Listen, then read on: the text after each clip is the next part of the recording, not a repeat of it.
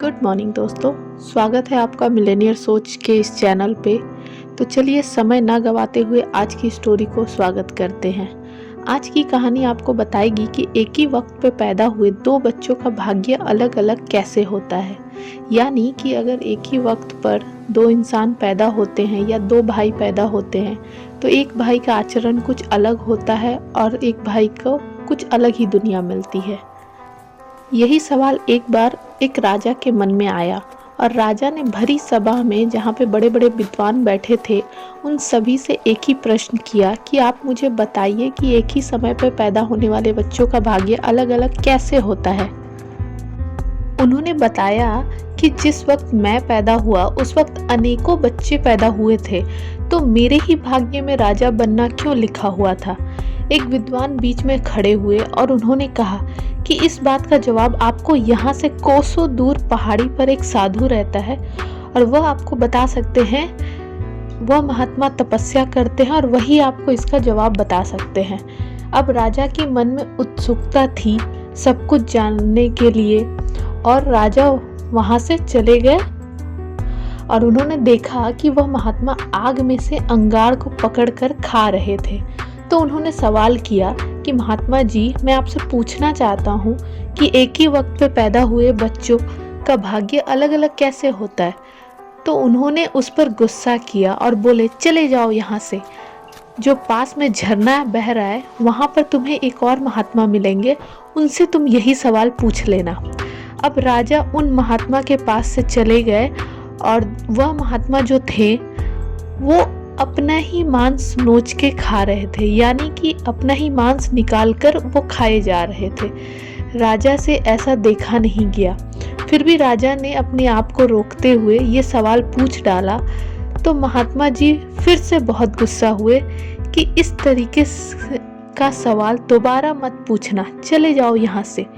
बगल के गांव में एक बच्चा है 4 या 5 साल का और वह मरने वाला है, तो तुम्हें वही बता सकता है इसका जवाब।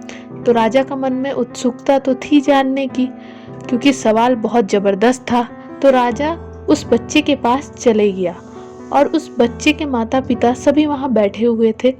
उस बच्चे से भी राजा ने यही सवाल किया कि क्या तुम मुझे बता सकते हो कि एक ही वक्त पे पैदा हुए बच्चों का भाग्य अलग अलग कैसे होता है। तो बच्चा थोड़ा सा मुस्कुराया और बोला कि मैं आपको बताता हूँ कि पिछले जन्म में हम तीनों आपके भाई रहे हैं, जो महात्मा अंगार निकाल कर खा रहे थे और जो आपको दिखाकर अपना ही मांस खा रहे थे, और हम चारों पिछले जन्म के भाई हैं। और जंगल में एक बार हमने रोटियां बनाई थी। जब हम उस रोटियां को खाने वाले थे तभी एक साधु आए थे और उन्होंने हमसे कुछ खाने के लिए मांगा था, क्योंकि उन्हें भूख लगी हुई थी। सबके पास एक एक रोटी थी, तो सबसे पहले उन्होंने अंगार वाले साधु से रोटी मांगी। तो उस साधु ने उन्हें मना कर दिया और बोला कि अगर मैं तुम्हें रोटी दूंगा तो क्या मैं अंगार खाऊंगा। दूसरा उन्होंने मांस वाले साधु से मांगा रोटी, तो उसने ये कहा कि अगर मैं तुम्हें रोटी दे दूंगा तो मैं क्या मांस खाऊंगा। और उसके बाद मैंने भी साधु को रोटी देने के लिए मना कर दिया। और चौथे तुम थे, जिसके पास एक रोटी थी और तुमने आधी रोटी खाई और आधी महात्मा को दे दी, जिससे उनका पेट भरा और बाकियों को उनका श्राप मिला और तुम्हें आशीर्वाद। अब इस कहानी का मतलब ये है, इससे हमें ये सीख मिलती है कि आपके आज के जो अच्छे काम हैं उसका नतीजा आपको ज़रूर आगे के जन्मों में मिल सकता है।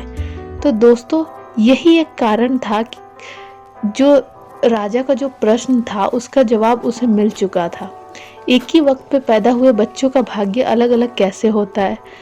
कुल मिलाकर बात यही है कि आप कितना आगे जाएंगे, आपको अगले जन्म में क्या मिलने वाला है, ये चीज़ आपके आज के कर्मों पर डिपेंड करता है। तो इसीलिए अच्छे अच्छे काम करते रहिए। हमेशा दोस्तों लोगों की मदद करिए और स्वार्थी मत बनिए। दोस्तों, मुझे उम्मीद है कि ये कहानी आपको अच्छी लगी होगी। अगर आप चाहते हो कि आपको और भी कहानियाँ मिली तो आप बिल्कुल सही जगह पे हो। इस चैनल को सब्सक्राइब कर लो। यहाँ पे आपको मोटिवेशनल से भरपूर कहानियों का एक पूरा प्लेलिस्ट मिलेगा, उसे आप आराम से फ्री टाइम में सुनो। जो आपके दिन ब दिन लाइफ को आगे बढ़ने के लिए प्रेरणा देगा और आप में असीमित ऊर्जा से भरेगा। तो इस कहानी को सुनने के लिए आपका दिल से शुक्रिया और आपका कीमती समय देने के लिए बहुत बहुत धन्यवाद। बहुत जल्दी हम एक नए स्टोरी सेशन के साथ मिलेंगे। तब तक आप इससे रिलेटेड और भी कहानियाँ हैं इस चैनल पे, आप आराम से देखिए और हम बहुत जल्दी मिलेंगे। तब तक के लिए धन्यवाद।